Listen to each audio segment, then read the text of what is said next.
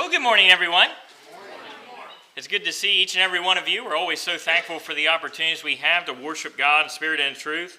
We're so thankful for those that help us serve, so many individuals that certainly step up when there are voids, and we're certainly thankful for that.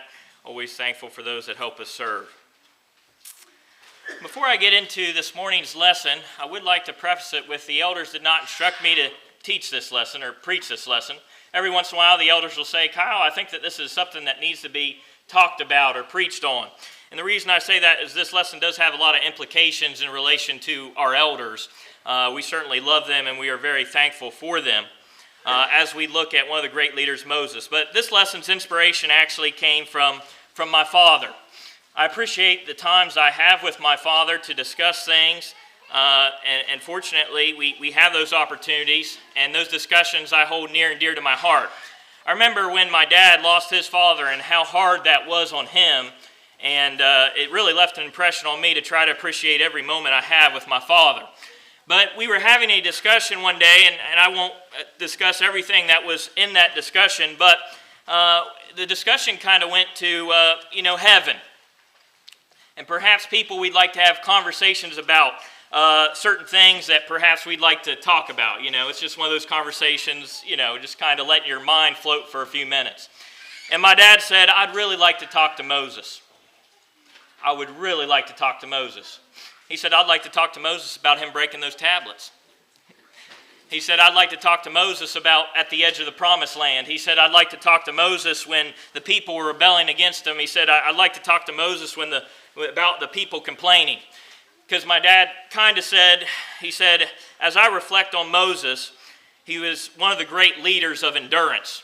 And certainly when we think of our elders and we think of leaders, that is a trait that if lacking, can cause a lot of problems. But as I reflect on Moses, and as was read for us from Psalms, we see that Moses does make a mistake. He certainly does. But I think sometimes we miss everything that led up to Moses' mistake. All the incidences that Moses was tested. And time again, I'm not trying to justify what happens with Moses. Not at all. He made a mistake. There's no doubt about that. There's no doubt about that. But I think we forget about all the things that led up to that.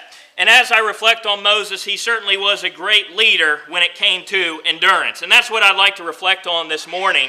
I'd like to reflect on Moses and his leadership, his faithfulness. Certainly he was not a perfect leader, but I believe he was a faithful leader. And what I'd like to look at is that if Moses was a faithful leader, a good leader, the things that frustrated Moses are probably the same thing that frustrates our leaders today. If there were things that got under Moses' skin, that bothered Moses as he was leading the children of Israel, perhaps these are things that we might do as followers that might get under our leader's skin.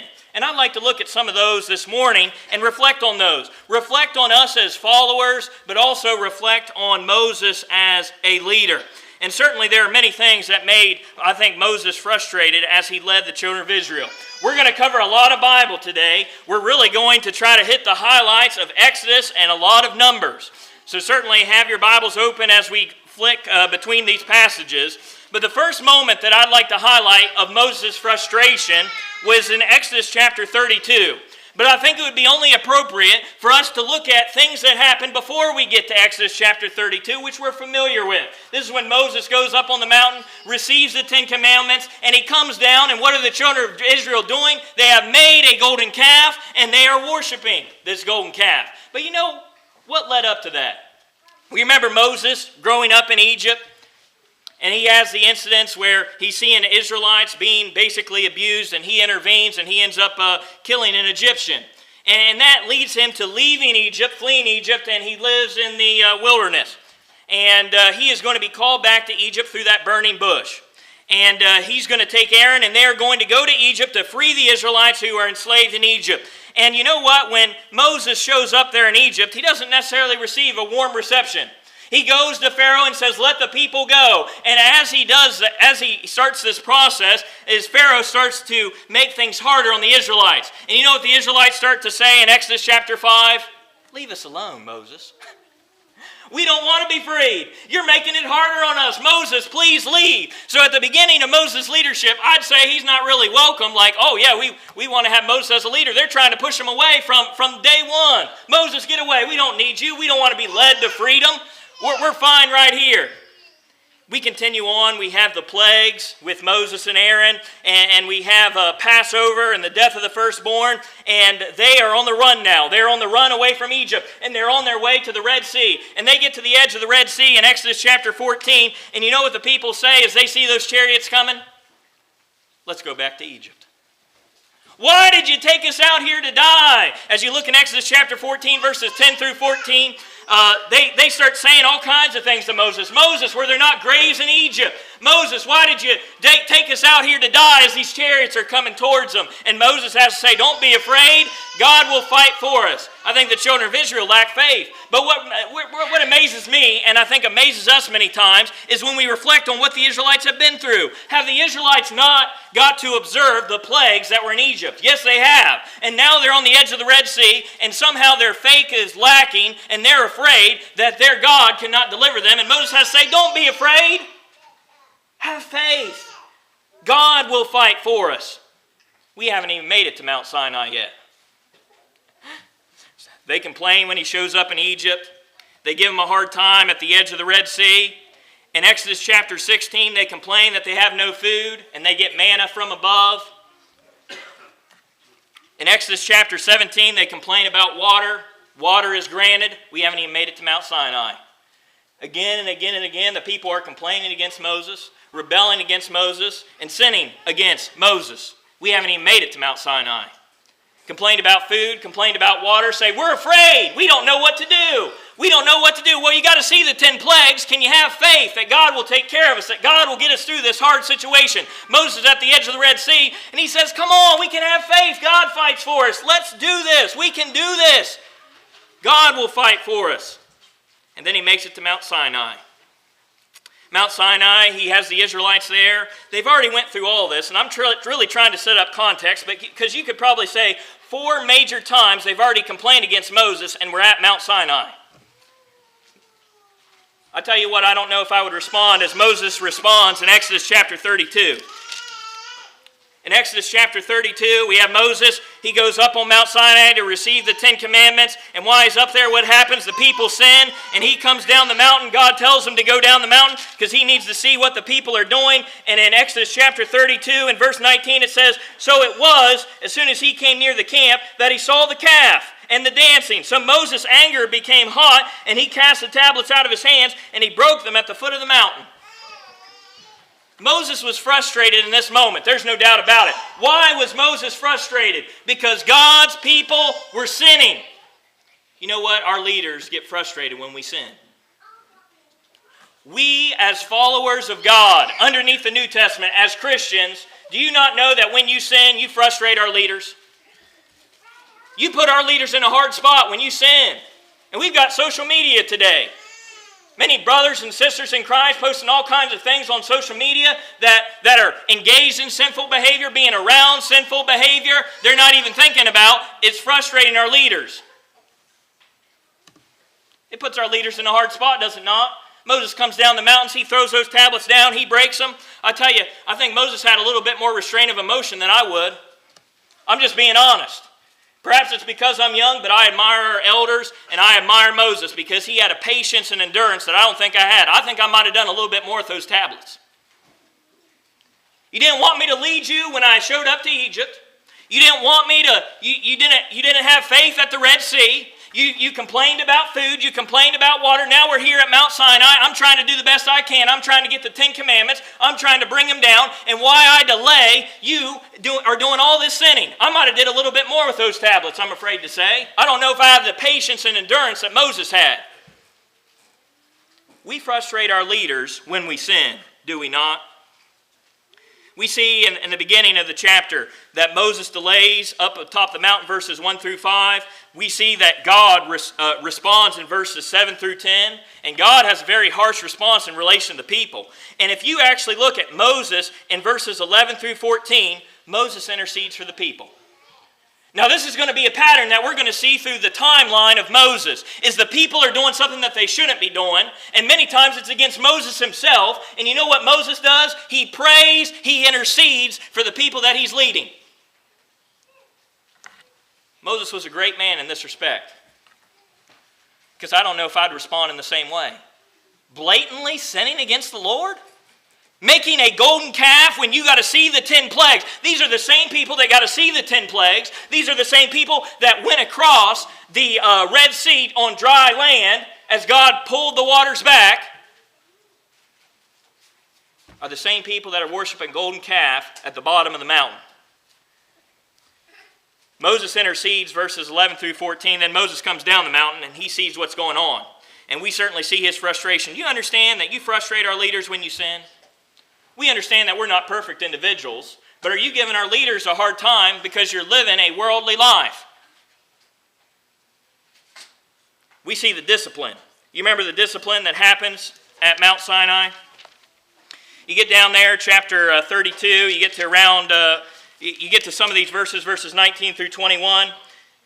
So he breaks the tablets. Verse 20, he says, Then he took the calf which they had made, burned it in the fire, ground it to powder, and scattered it in the water, and made the children of Israel drink it. That's some discipline. You think they'd remember that? It doesn't seem like they're going to, unfortunately. Unfortunately, it doesn't look like the children of Israel are going to remember this. He's frustrated that they were sinning, and he dealt with it. And you think it's easy for our elders to administer discipline? You think it's easy for them? Well, how about this, parents? Is it easy for you to discipline your children? You do it out of love. I don't know about you. It's very hard for me to discipline my children. I know it's good and right and needs to be done, but it's not the easiest thing on my menu as a parent. When we sin, it frustrates good leaders. It frustrated Moses. We see it when he comes down off the mountain. We certainly see the discipline. I remember my mom, whenever I'd say bad words, I'd get the soap in my mouth. I don't know if they still do that today. She'd stick the soap in my mouth. And eventually, we graduated beyond the bars of soap. And Mom had liquid soap. I might have got that on occasion. I think about that at Mount Sinai.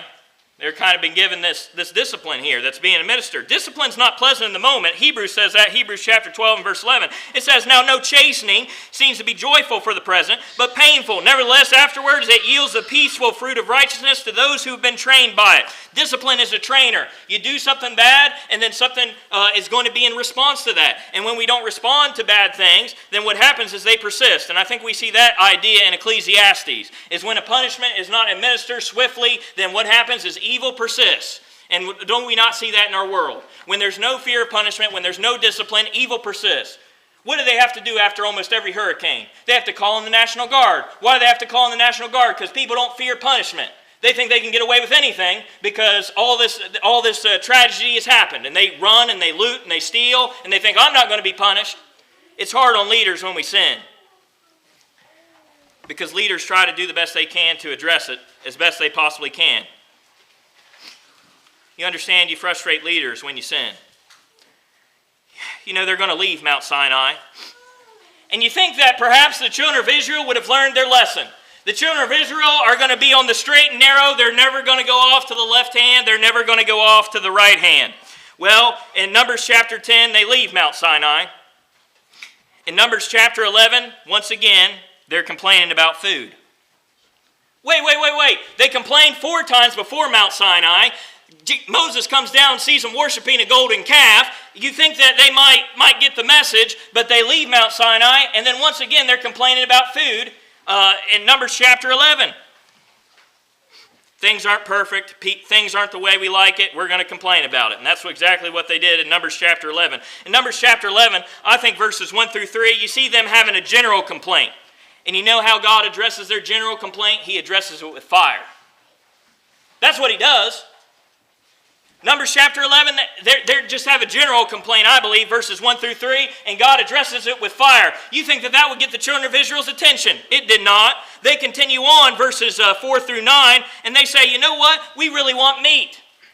We've had this manna, God. We have enough to sustain us. We have manna and we have water, but you know what? We don't have any meat. And that's what they're complaining about this time, Numbers chapter 11. They say, we have no meat. And I think actually in Numbers chapter 11 we see Moses. Certainly you can see it at different places, but I think Moses does have a weak moment.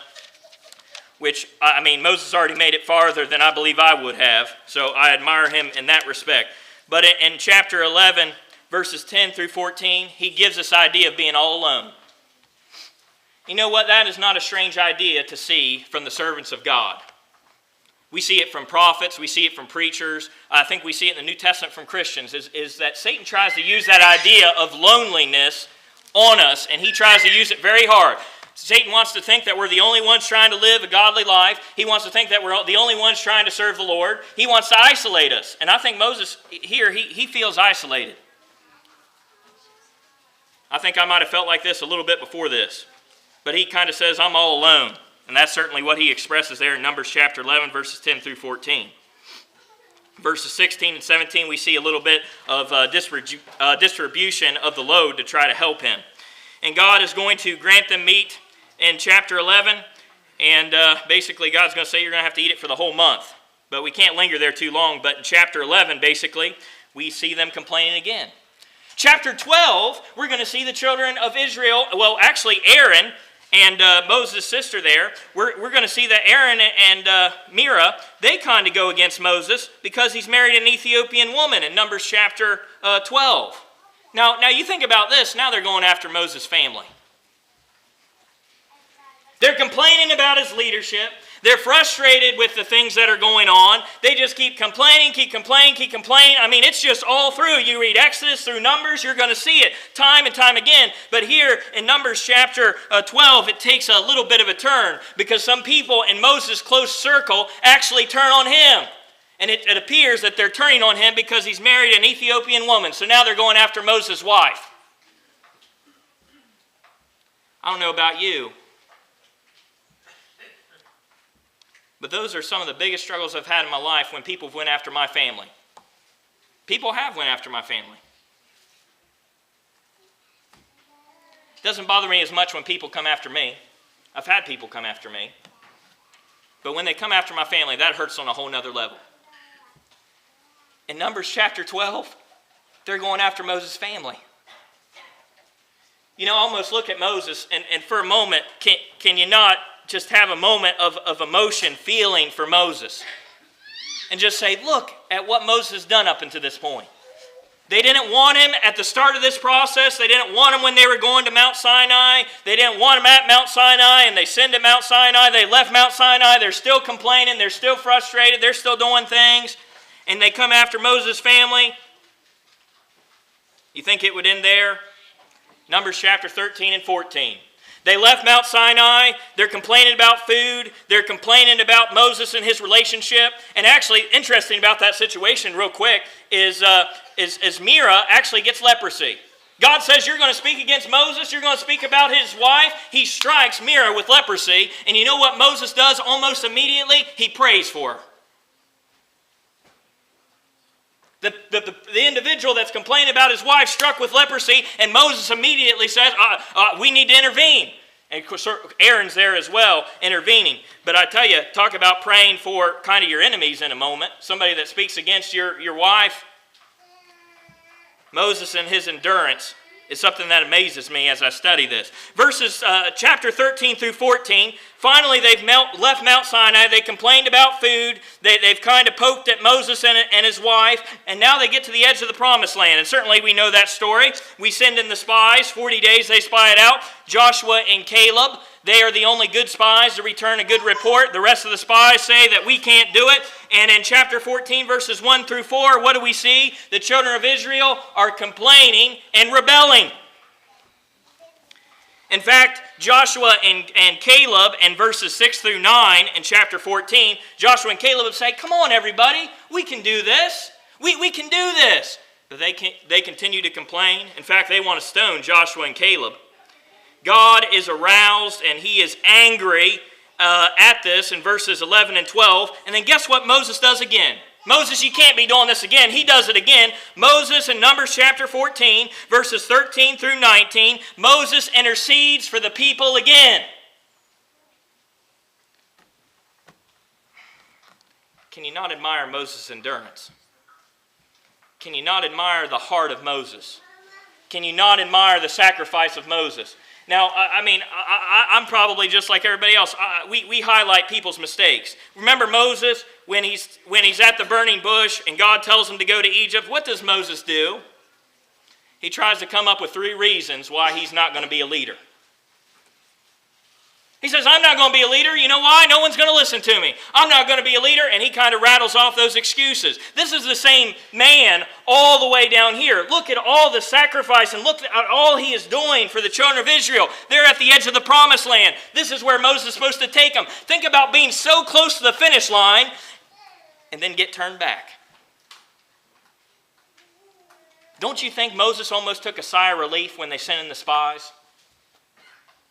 It's like, hey, I've taken you from Egypt across the Red Sea. I took you up Mount Sinai. I've taken you through the wilderness. We're at the edge of the promised land. You don't think that maybe just a little human side of Moses might have said, you know what, we made it. We're here. Just a few more steps.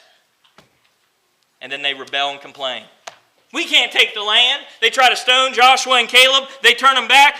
God is angry in verses 11 and 12. Verses 13 through 19, Moses intercedes for the people. You know, I think we look at the children of Israel and we make a big mistake. What big mistake do we make? I think many times we look at the children of Israel and we say, we are better than them. Well, we've seen a lot of mistakes so far, but, you know, we think we're better than the children of Israel. We're actually better off than the children of Israel in many respects. Why? Because we get to read about all this. In 1 Corinthians chapter 10, verses 10 through 11, it says, nor complain, as some of them also complained and were destroyed by the destroyer. Now all these things happened to them as examples, as they were written for our admonition, upon whom the end of the ages have come. You know, we're really better than the children of Israel in many respects because we get to read about all these examples and we get to see how God responds to sin, how he responds to complaining, how he responds to rebelling. But do we listen to those lessons? Do we listen to them? Because these were recorded for our learning. We think of Romans chapter 15 and verse 4. All this was recorded for our learning, so I believe that we can be good followers and we can be good leaders. Good followers and good leaders. Moses has already been through a lot, and at the edge of the promised land, when they reject God, Moses still intercedes for the people. Moses certainly took some hits, did he not? And you know what? So many times our leaders, I think, step in on our behalf and try to do the best they can to intervene for us. Complaining before Mount Sinai, complaining after Mount Sinai. They get to the edge of the promised land. They spy it out. They reject it. They're going to go and wander in the wilderness for 40 years. And you know what? It's not over for Moses yet. The people say, oh, we can take it, we can take it. We don't want to wander in the wilderness for 40 years. So they try to launch an attack, and they're defeated. And then Moses is leading the Israelites where? He's leading them backwards. They're going back to the wilderness, and he's going to lead these individuals. And what happens to Moses in the wilderness? They're complaining all the more. Look at Numbers chapter 16. Numbers chapter 16, if you turn your Bibles over there, we have a rebellion. And this is, I think, really a large-scale rebellion against Moses and Aaron. You see in Numbers chapter 16, there's a rebellion, and I think really when you look at the discussion that's being had, is they don't really like Aaron and Moses' leadership, so they're basically trying to, our modern terms, a mutiny, a coup. They want to change the leadership. Numbers chapter 16, we got the sons of Korah, but really it's a lot more than that. In verses 2 and 3, we see a rising up. In verses 4 through 10, Moses tries to talk to him. He tries to talk him down is what I think he's trying to do. He's trying to say, is this really what you want to do? Do you really think that I'm not the leader? And he kind of talks back and forth. And he says, oh, God's going to show you who the leader is. God's going to show you who the leader is. We see verses 11 through 17 that this rebellion, it involves a lot of different people. There's going to be individuals that have their things lit, and we're also going to have individuals close to their tents. Verses 19 through 26, the rebels, God tells Moses and Aaron to separate from these rebels.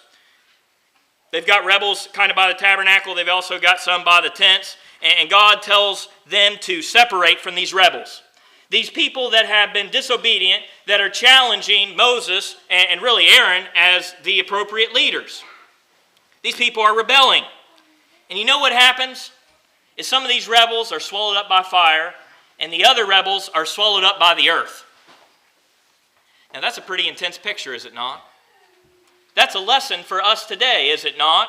To rebel. What's the opposite of rebelling? I think that's important for us to lay down. What's the opposite of rebelling? I'd say obeying. That's my personal opinion when I think about it. Obey or rebel. And what we have in Numbers chapter 16 is a large segment of the children of Israel that say, we're going to rebel against Moses and we're going to rebel against Aaron. And God addresses it. And how does he address the rebels? He addresses it with fire and swallowing up of some of these individuals. Do we rebel against our leaders? I don't know if the text really leads us to this conclusion, but as a human being, just looking at Moses, I'd be frustrated in this situation. I'd be frustrated when people rebel. I'd be frustrated when people rebel and they're not going to do those things which they're supposed to do. Now, what kills me about this situation in Numbers chapter 16 is basically you have this rebellion. It's addressed with individuals being swallowed up and also fire consuming them. In verse 41, it just really boggles my mind. What do the people do in verse 41? Numbers chapter 16, verse 41, it says, on the next day, all the congregation of the children of Israel murmured against Moses and Aaron, saying, you have killed the people of the Lord. I tell you, that one just makes my jaw drop. These people have rebelled against Moses and Aaron. God has swallowed them up with fire and has had the earth swallow them up. And the children of Israel say, Moses, Aaron, what did you do? Why did you deal so harshly with these men of God? You know what? Sadly, I've seen that in the Lord's church. As the elders step in on a cancerous situation, they deal with it, and then the children of God go, why did you deal with that situation? Why did you do that? And they try to tear down the leaders. That individual was rebellious. That individual was not listening and doing what they should be doing. And it was dealt with. And you know what? This is why I feel so much for Moses. Condemned if you do, condemned if you don't. Right? Moses addresses the rebels. God addresses the rebels. He addresses, the rebels are addressed in this situation. And what do the people say? Why did you address this situation? Why did you intervene? And our elders constantly fall in these situations where if they don't intervene, the congregation is destroyed. But if they do intervene, they will be attacked. And the longer I live, I look at leaders and I admire them all the more for all the hits they take for us by dealing with situations and doing things that are good and right. There's a lot of things that our elders touch that fall into the realm of opinion. There are certain things that the Bible says, and certainly they execute those to the best of their ability, but there's sometimes that the elders are dealing with stuff in the realm of opinion. And when those situations come, we need to submit. We do not need to rebel because they've got a lot on their plate. They do not need a rebellious people in their hands. It just creates more problems. But doesn't that kill you? In verse 41, these people have been swallowed up by the earth and been consumed by fire, and they say, Moses, why did these people get swallowed up? Moses, why did these people get consumed by fire? Do you submit to the elders? Do you obey the elders? I admire our elders so much. I admire all the leaders of the Lord's church. I admire Moses for all their sacrifices and all the things that they do. But this is the question for you today. I think rebellion frustrates a leader of God. And the question for you as a follower is, do you rebel? Well, what's the opposite of rebellion? It's obey. And you know what? Sometimes we're going to have to swallow our pride and obey when it's in an area of opinion. As the elders have made the decision. This is a decision they made. We've got to suck up our pride and say, this is a decision they've made. There's decisions that the elders have made that I haven't agreed with. But you know what? When I look at the Bible, I said, well, is there anything biblically that they are wrong here? And when I answered no, I submitted to what they said. Because Kyle is not running this show. When we look at the Bible, the churches of the Lord, the churches of Christ, we look at the organization, and it's supposed to have elders. And if a congregation of the Lord's people doesn't have elders, they are lacking. Let's not be a rebellious people. Let's obey. Because that's what the Bible says. Let's obey. And you know what? That will make our leader's job a whole lot easier. It would have made Moses' job easier if these people would have obeyed and not rebelled. Once again, the elders did not ask me to preach this lesson. This came from my dad. My dad said, I want to talk to Moses. I want to talk to him about his endurance. How at Mount Sinai they were sinning. And how in the wilderness they rebelled against him. And yet he kept pushing on. Do not rebel, let's obey. Hebrews chapter 13 and verse 17 says, obey those who have rule over you and be submissive. For they watch over your souls as those who must give an account. Let them do so with joy and not with grief, for that would be unprofitable for you. We've got to see the people sin. I think that frustrated Moses. The people rebel. That frustrated Moses. And we see the people complain. And we kind of get to the pinnacle in Numbers chapter 20. In Numbers chapter 20, wait. These people are swallowed by the earth, and some of them are burned up with fire, and they're still wandering in the wilderness, and they're still complaining? Yes, they're still complaining. In Numbers chapter 20, Moses finds himself here, which we've looked at many times, and God gives Moses specific instructions how to get the water out of this rock, and he violates it. And I'm not justifying what Moses did, but can we not see Moses' long journey to get him here? Because I think I might have taken those tablets and whacked somebody upside the head. Yeah. What are you doing? I think Moses had more patience and endurance than I did. He's taken them from Mount Sinai. He's taken them from the edge of the promised land. Now he's wandering in the wilderness with them, and they're still complaining after God has swallowed up individuals and fire has come out and consumed them. And yes, Moses makes a mistake in Numbers chapter 20. I'm not trying to justify it, but you know something else that frustrates our leaders, I believe, it frustrated Moses, is the complaining. Moses has been dealing with complaining all this long journey. And I think finally, as he's here at Kadesh, I think it just kind of gets to him. And I'm not justifying what he did. He disobeyed. But I think we should at least reflect on that. What frustrates a leader of God? Sin, rebellion, and I think complaining. You know, we're not supposed to be complainers. In Philippians chapter 2, verse 14, it says, do all things without complaining and disputing. You know, why would we complain? We're free. And I think the Israelites constantly struggle with that. You know, you're at the edge of the Red Sea. We want to go back to Egypt. Wait, you want to go back to slavery? You're free. At Mount Sinai, they start worshiping the golden calf. That clearly did not get them out of Egypt. They say, oh, we want to worship the gods of the Egyptians. Wait, you want to worship the God that you were in slavery under? You know, you get to the edge of the promised land. Just time and time again, I mean, when we put things in perspective, we are free. Free by the blood of Jesus Christ. I don't know if we should really be complaining about anything. And I know we're human and we're not perfect.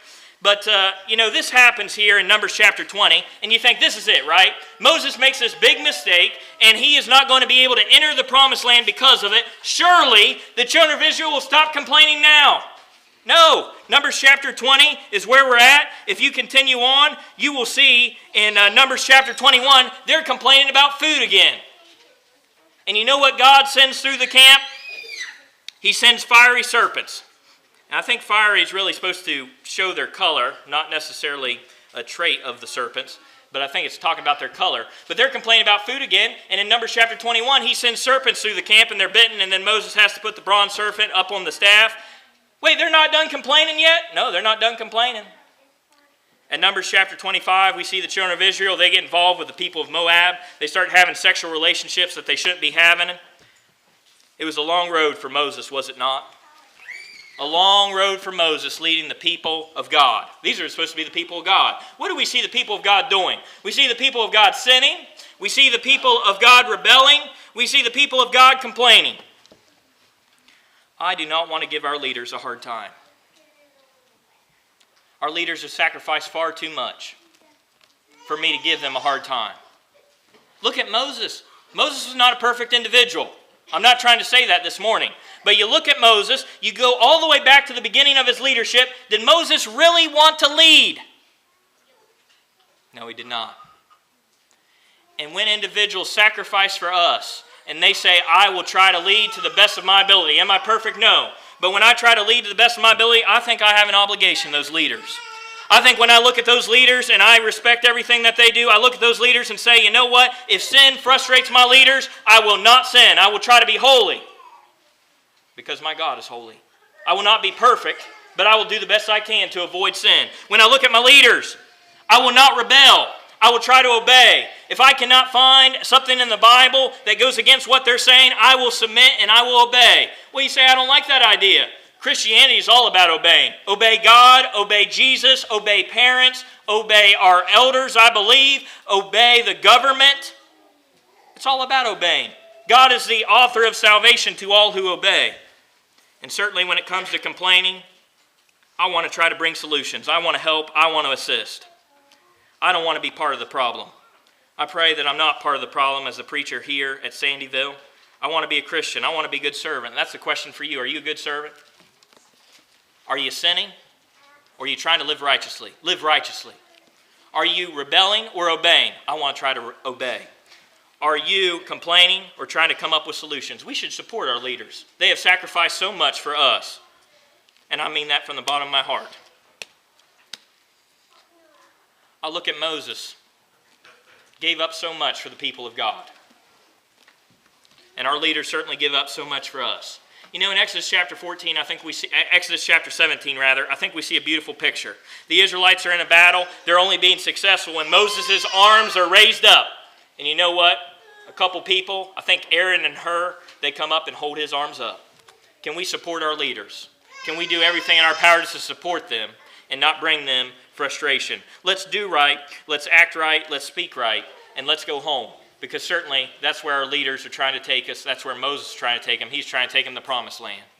Perhaps you need to become a New Testament Christian this morning. Perhaps you need the prayers of the church. We would love to help you any way we can this morning if you come as we stand and as we sing.